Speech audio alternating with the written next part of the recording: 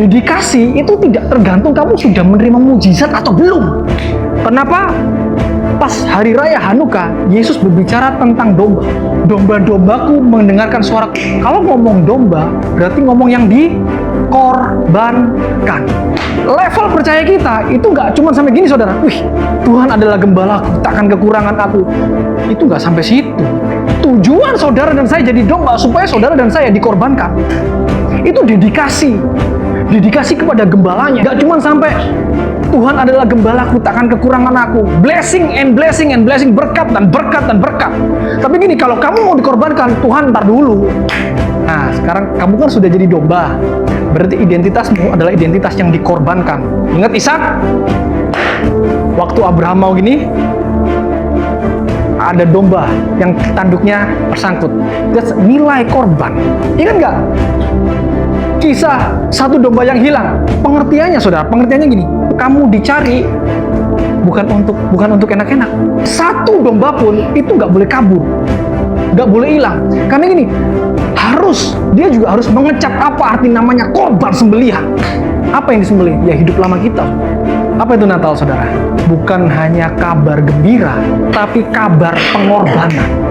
Anak dilahirkan dan putra diberikan, lambang pemerintahan di atas bahunya. Ingat loh, ketika anak, lambang pemerintahan belum dikasih.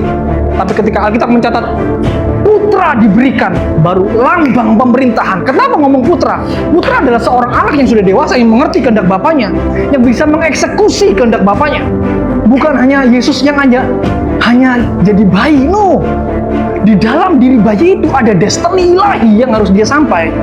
Makanya kalau kita cuma joy, tapi kita nggak ngerti esensi Natal, kamu sedang menyembah agama, bukan Tuhan.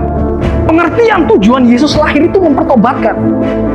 Kalau saudara baca di dalam Injil, khotbah Yesus pertama keluar dari mulutnya ialah gini, bertobatlah, sebab kerajaan. Itu khotbah pertama kali.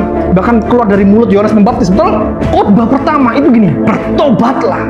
Natal itu harusnya mempertobatkan. Kalau hidup saudara dan saya, Natal masih sama, ada yang salah loh. Berarti selama bertahun-tahun kita nggak mengerti Natal.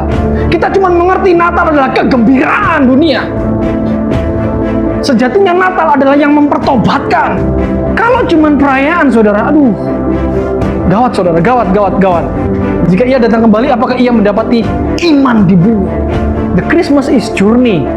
Journey of apa? Sacrifice, perjalanan. Gereja Tuhan, saudara dan saya, itu harus mengerti. Menghadiri perayaan, terus saudara pulang dengan cuma membawa kado dan happy, terus hidup saudara nggak berubah, berarti ada pertanyaan besar, betul nggak? Betul? Sedangkan Yesus lahir punya destiny untuk menyelamatkan saudara dan saya. Jika kelahiran Yesus tidak menjadikan perubahan atas hidup kita, maka sebenarnya kita bukan menyambut dan merayakan Dia, tapi menyambut dan merayakan. Hati-hati saudara, setan bisa main di sini. Kalau cuma malam kudus, saudara, wah, hati-hati. Setan sudah main ke budaya. Halo, seluruh dunia pasti sepakat merayakan Natal. Itu nggak salah, tidak salah. Yang salah yang gini, setan bisa mengkosongkan esensi. Dia bisa mengambil esensi itu dari Natal. Ketika saudara datang di hari raya Natal di kemudian hari, saudara ibadah dengan pengertian yang baru. Yang salah ketika saudara tidak memiliki waktu dedikasi untuk bertobat memasuki musim yang baru. Bagaimana dengan gereja Tuhan hari-hari ini? Dekorasi sana, ayo meriah, lomba meriah-meriahan saudara. Nggak ada rasa pertobatan yang dalam. Ketika saudara mau memasuki tahun yang baru, ajak mesbah keluarga, amin. Aku akan berjalan dengan Tuhan di musim yang baru. Aku akan meninggalkan masa lalu. Aku bertobat, Tuhan ampuni aku, Tuhan ampuni kami. Mulai malam hari ini deklarasikan, Tuhan, di musim yang baru aku akan berjalan dengan Tuhan. Aku akan menjaga minyakku. Aku akan membawa pelitaku dimanapun. Aku gak mau tercemar. Sembayangnya nggak tangan kosong. Ada apa? Korban.